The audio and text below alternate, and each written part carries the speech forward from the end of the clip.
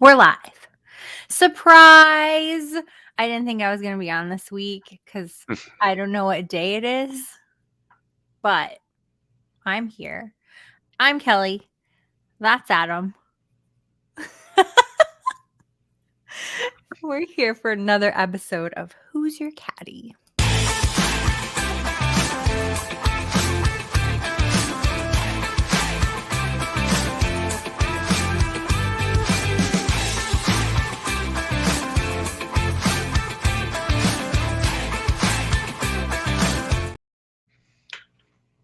I'm eating ice cream. We were discussing just before going live because I cannot indulge in the alcoholic beverages prior to my surgery.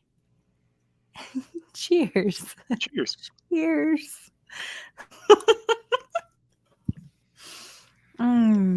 That's good. Yum. Okay.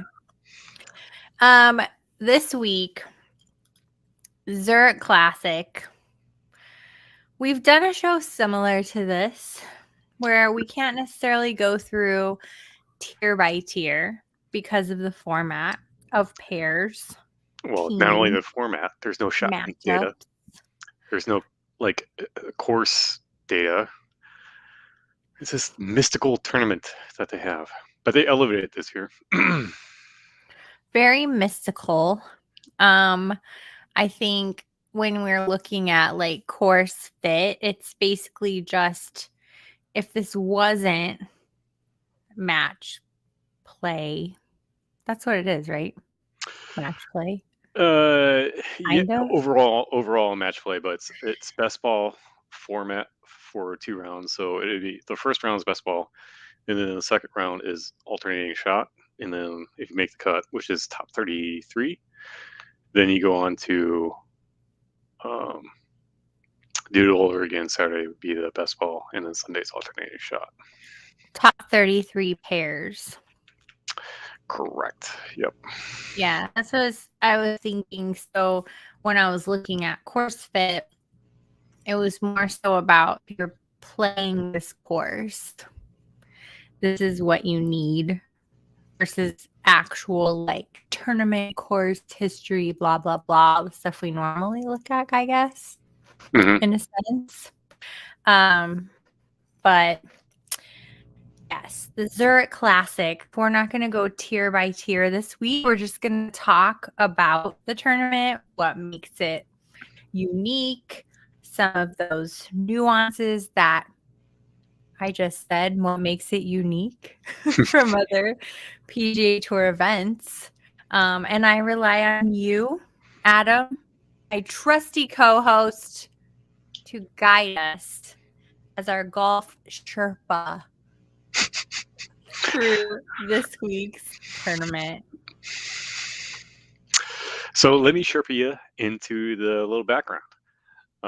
And Wendy, DFS is not out of this week. It's just play light. It's not a go crazy type of week. Here's why.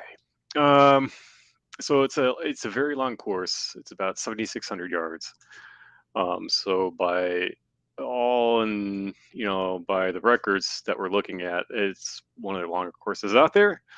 It is at the TPC Louisiana, and if you look it up, you can find some data on it, but there's not going to be any shot link data this week, so it's going to be hard to keep track of it. So if you go to some of the outlets like Data Golf or even the PGA, they won't have data track or shot link data. It is obviously in New Orleans, so that tells us that it's on sea level. So everything is going to run a little bit slower. So it's got a little bit moisture to the ground. And then we have water in play on, I think, 5 or 6 holes. And 3 of those holes are on the back 9. So 16, 17, and 18. You're going to be dealing with some water on left and right side by the green.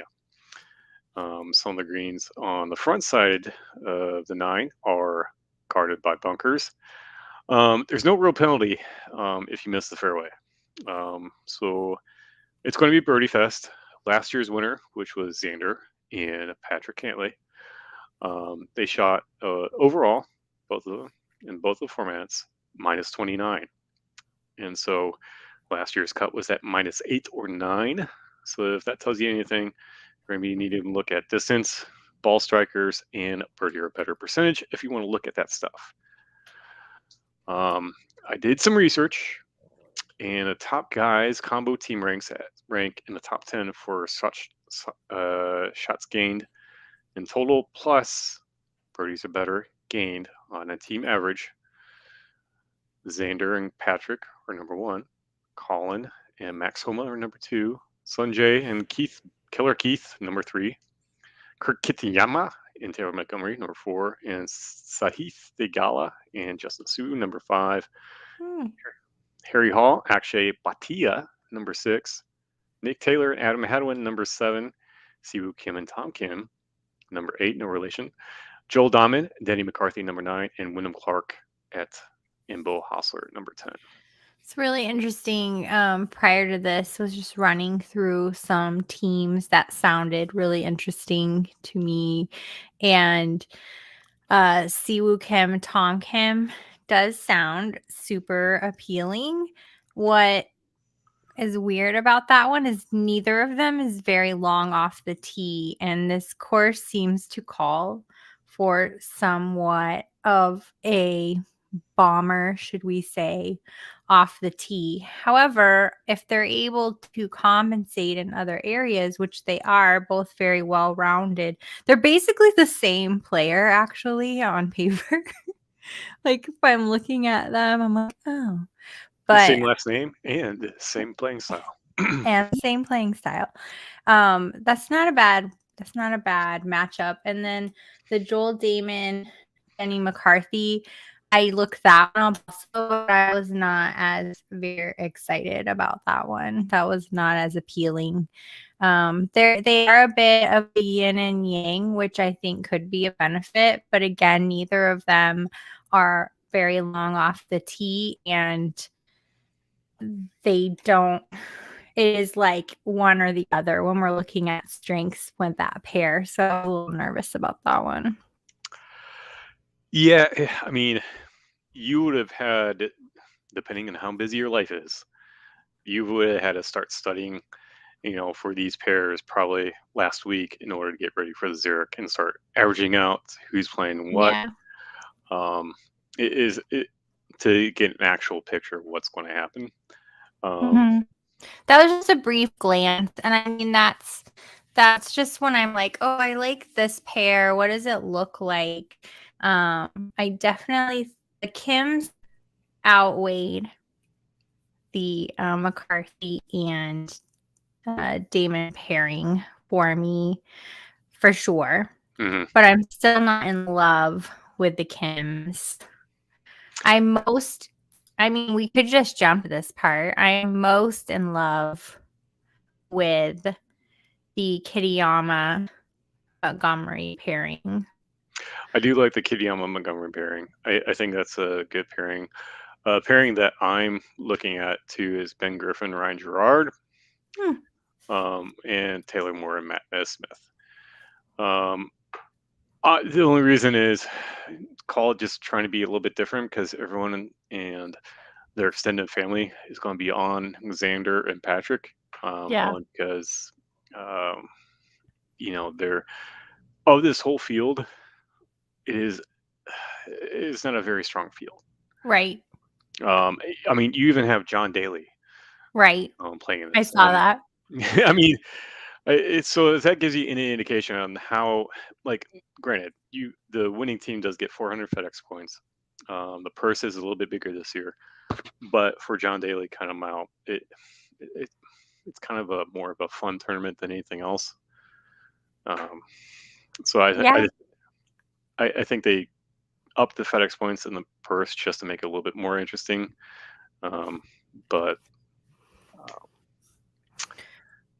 Speaking of pairings, just out there having fun, I have a feeling that Matthew Fitzpatrick pairing with his brother is just kind of a fun vibe as well. I actually didn't know that his brother would qualify or how his brother would qualify. Did you happen to read anything about that? I did not. I saw that he's paired up with his brother. I was like, oh, that's interesting, and then moved right on. I don't know. I should have dug down Yeah. deeper. I was just like, that's weird. Definitely not on my radar. One that is on my radar that's kind of a wild card is Joseph Bramlett, Brandon Wu. Wu is not long off the tee. However, very like just reliable, I would say, as far as all other skill sets, strokes gained. Just when we've talked about that hexagon or pentagon last week of Yeah, like the funky when you pentagon. envision all of the skill sets, his top skill set is flat with that long drive. And then everything else is boop, boop, boop, boop, just kind of perfect with actually a little bit of enhancement in the approach, which is also something that we might want to look at this week. And so I liked that. And then with Bramlett, he is the longest, if not one of the longest off the tee, has an amazing approach and is great around the green. So I kind of liked that one just randomly. One that I do like is Sam Ryder and Doc Redman. Now, Mm, separately, they are not playing as well uh, together as on their own as tournament play goes. But I'm also looking at players that have been matched up together and have played this tournament before. And Doc Redman and Sam Ryder have done well. And they shake out 18th in shots gained total, birdies gained on average. So it's not a bad stat to be looking at. And if everyone else in their extended families on Xander and Patrick, right. that might be a nice little pivot. I know we've already mentioned Kitayama and Taylor Montgomery. They're both long off the tee. They both complement each other. For instance, Montgomery is great at putting, where Kitayama may not be the greatest. However, Montgomery lacks approach. Kitayama picks up that slack. They also were college teammates. So I thought that was very interesting as well. I have a weird. I have some trivia always of just weird facts, but I also have in the dark dormant corners of my mind, I have roommate trivia for colleges. Like, who was Lee Corso's roommate in college? I have no idea. Burt Reynolds. Burt Reynolds. Duh. Why didn't I know that? Who was Tommy Lee Jones' roommate in college? Harrison Ford. Al Gore. That's great. My dad went to school with Linda Carter. Oh, wonderful. Steven Spielberg went to the same school also, but Oh, I don't think they were there at the same time. Maybe close. Anyway, fun trivia facts. Fun. What else about this course? It's pretty long, right? It is long. Like I said, 7,600 yards. And I said water in plays on the back half of the back nine. So you're looking at 16 through 18. And so when you're looking at both formats, the best ball and the alternating shot, when I researched it, the best ball formats had the lowest rounds by far. So you're looking at like -9 through -12. The alternating shot did not have as steep as low scores as the best ball format. So that first round is pivotal because you're not going to get the scoring that you did on the second round. And so if you're not, if your team's not jiving that second round, you're effed. So, but you have to, if you've picked a team that's been paired together and they jive well, like, all right, I'm going to play conservative, just, hit a 3-wood down the fairway, we'll get it there. And then this other guy says, all right, I'll be aggressive and we'll see where we can go for it. And we'll play my ball in. Right. Right.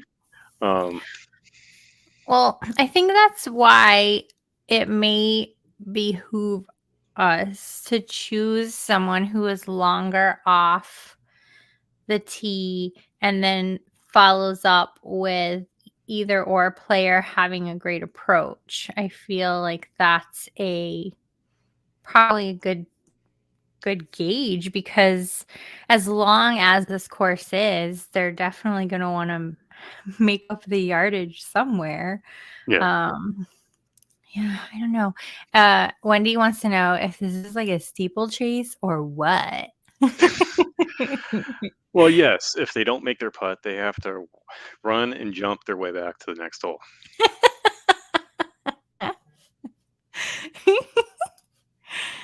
Oh my goodness, you're so silly. I know this has been a really interesting week when you think about DFS. I also have fantasy golf going with the Experts League for FSGA, and Why do you put it in quotations? You know, when you put it in quotations, it takes the experts out of the expert. Experts, of course, Experts League. Yeah. And I was in first last week. I'm in second actually I was in first week. I'm in second this week, going into this week, and I'm like, oh, I don't know who to play. So it's kind of that same vibe, because DFS and fantasy, I'm in the same spot, I feel like, with the Zurich Classic happening.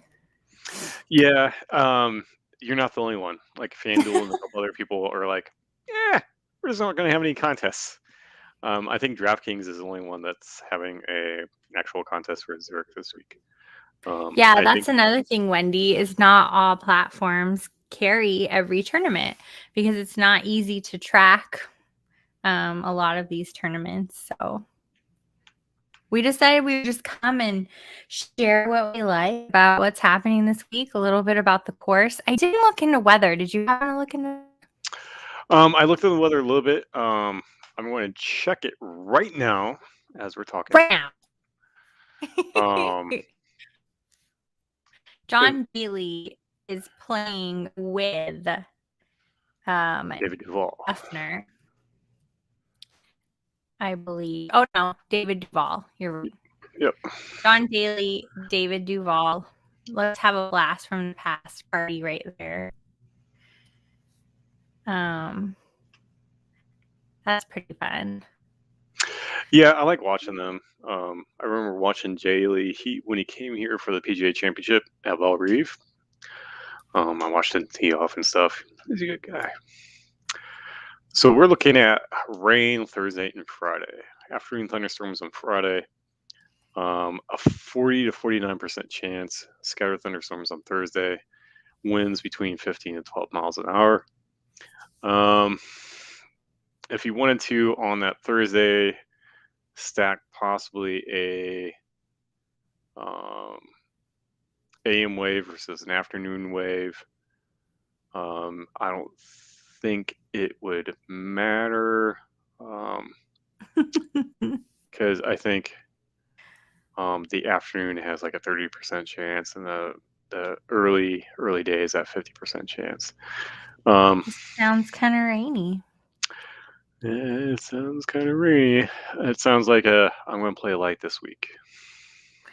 Last week we had some great picks. I think we did really well. I didn't count all of mine up. I think you said you missed one. I missed one or two for sure. But still, excellent week. And for me, it was a matter of how I shuffled them together and what my final value pick was going to be to make it all work. And that was not good. But overall stats, still good. Yeah, well, overall stats, I did mine. I'm at 78% overall. I think I'm still at 90% since the Arnold Palmer, and then 27th place overall on average. Xander and Patrick, two of the cores were 3 and 4. Patrick kind of duffed himself into a hole in that last round, choked a bit. Thomas Dietrich, not so much. He made a valiant effort on the second round, but not good enough. It was Morikawa was my biggest letdown of the week. Yeah. That was rough. I think, I don't know. I hate to say it, but I think Morikawa might be at the best as he is right now. Like, I don't think he's going to get better. I just felt like last week was going to be a good. I think we may have both. Did we both pick Morikawa? Yeah. I really thought that was going to be a good week for him. I did too. The numbers said that he was going to do well, but Ew. he is, I would say, underperforming expectations. Yeah. I think he might underperform this week at the Zurich. He just plays.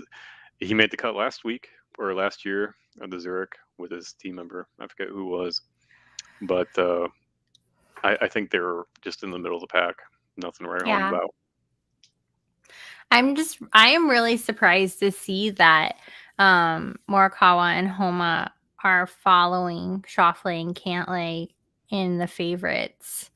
That's very interesting. I do like Sung JM and Keith Mitchell. They are up there in the favorites as well. I think that's a good one. But I was like, really, Colin Morikawa and Max Homa are right up there, and I feel like Max Homa could carry that, but I don't know. I don't see that as a great. I think they're comparing to the strength of the field. Yeah, that's true. That is true. When you look at the rest of the field, it's kind of like, meh. But then at the same time, those guys really surprised me. And that's kind of how my fantasy team is. It's not made up of like stars. It's kind of like you like to say old man golf. Just get down the fairway. Once you get in the Those fairway, guys you got a good score chance. points, man. Yeah. Steady eddies. Steady Eddie. That's great. That's what it is. Steady Eddies. That's your Kim matchup there. Steady Eddies. Steady eddies. You know, Sung J.M. and Keith Mitchell's might be good too, because like where Sung J.M. can't putt sometimes, I think Keith Mitchell can help him out with that. Because I think what did I write on down? the alternating shots, they'll be putting from the same spot, so at least they'll be able to track how the ball rolls and stuff like that. But yeah. I think overall, you're going to be looking at someone that's outside the Colin Morikawa, someone who I really was surprised with, and overall, I think we're seeing a resurgence of 2020 is Jordan Spieth and Ricky Fowler. Even though they're not playing in this field, I think they've done pretty good for themselves. They've been in the top 20 in almost in the past 5 tournaments that we played. So, yeah, I mean, yeah, as far as when you're looking at season long play and people to pick over week over week for sure. I just was looking at Sung JM and Keith Mitchell again because I didn't write anything down, but Sung Jae's not long off the tee, but really, really well-rounded elsewhere. And above average, not just well-rounded, but above average elsewhere. And then Keith Mitchell is very well-rounded as well, but brings that distance off the tee. And I think that's why I think they're a good team. They have that steady Eddie-ness about them, but they're still going to make it further down the fairway than some of these other even-keeled pairings. Yeah, and I think of any of those prizes, they should got number 3 in that ranking that I gave. So I think they're a good pick. Like I said, I like Ben Griffin and Ren Gerard. Doc Redman, Sam Ryder. And then that one's interesting to me. I can't make that one make sense, but I'm glad you like it. A lot of these pairings don't make sense. Like, I do like Brandon Todd because he is a strong iron player, but I don't get his partner with Pat and Kazar, and he hasn't been paired with them before. Hmm. And so I Maybe don't know they how just that's going to work became out. friends. Maybe there's a golf tender that they just Maybe they're like, oh shit, I don't have anybody to play with. and then like poke them like on the golf app, be like, hey, what are you up to? You I don't slid have into your anyone to DMs. play with, right? I'm gonna slide into your DMs. Let's be buddies. I don't know how that works. That's so funny. They probably are. They probably are just friends, like off the course. And Yeah, I know that Scott Stallings and then Trey Molinax were posting some social media videos of them trying to get together for the Zurich and get some teamwork going. So they were playing pickleball at one of the local courts in New Orleans. that's fun. I don't play Yeah. pickleball. Just Yeah. kidding, I don't. Oh, I don't know. I don't think I'd be very good at pickleball. I have pickleball courts down the street from me. I've yet to play. I felt like only old people played pickleball, but apparently it's really catching some steam. I think it's catching some steam because the learning curve is so easy. Yes, this has turned into who's your pickleball. Who's your pickleball champion? Yeah, and so like I think the learning curve is not steep at all, and it's really easy to get into and then be good. And so I think a lot of people are picking it up because it gives them, self-esteem that hey, I'm pretty good at pickleball. I'm good at something. Yeah. Well, let's kind of wrap this up a little bit. I know you just kind of mentioned some of your picks, but I honestly don't want to get them wrong for you. So I will just mention some of my favorites right now. We did kind of collaboratively mention the Kims. They are those well-rounded, steady players. I think they'll complement each other well, but we did mention neither of them are long off the tee.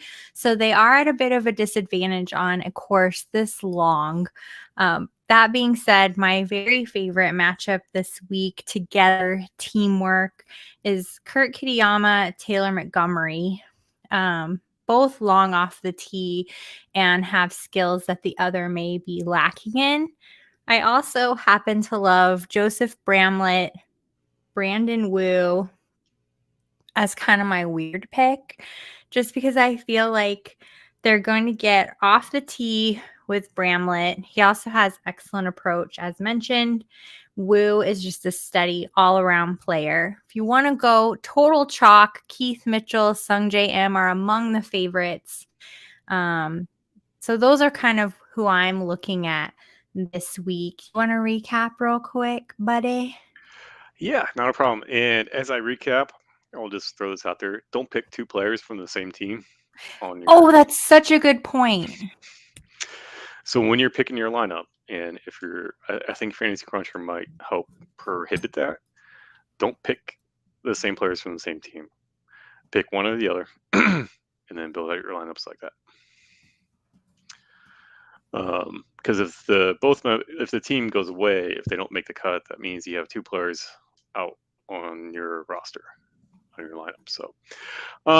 So going through my picks, I liked Kim's as well, but I'll try to help out with the value picks. So I'm going with Sam Ryder, Doc Redman, Taylor Moore, Matt Naismith.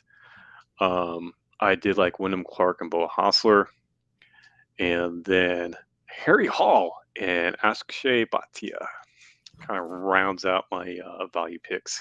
You have like a very interesting lineup this week. I'm very intrigued. I am as well. We'll see how this shakes out. I'm intrigued by my own too, but I'm like, yeah. I mean, I'm still going to have like cornerstones like Sanjay M, Keith Mitchell.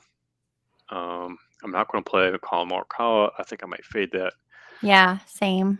I may put in some Xander Patrick in there, but I read that there's a groundswell of fade happening against Schauffele and Cantlay this week. Because everyone knows against this field that everyone's going to be playing them. So it's going to be True. one of those things where where it works against you, actually fading them. I don't know, maybe. Very fascinating. Hmm. Oh, all right. That was great. I know last week I told you guys that I wasn't going to be here this week. It was just going to be Adam. But as I said at the top of the show, all the days are running into them. So next week, I am definitely out. I will be on the mend, as they say. So Adam will be on his own next week. We'll keep you in the loop. I feel like I should be able to come back the following week. We'll see. We'll play it by ear. Play by ear. Let us Why know how you're not? doing. I'll give a report. That's true. Play by ear. All right. Thanks, everybody, for being in this week. I hope you enjoyed this little conversation. I know there wasn't a lot of pick this guy, not that guy, but we gave you some insights on the course, on the format, and some of our favorites for this week. Tune in next week for more golf, PGA, DFS with your favorite, Mr. Hallas on Twitter, and me in spirit at Kelly and Phoenix. See you then. Bye.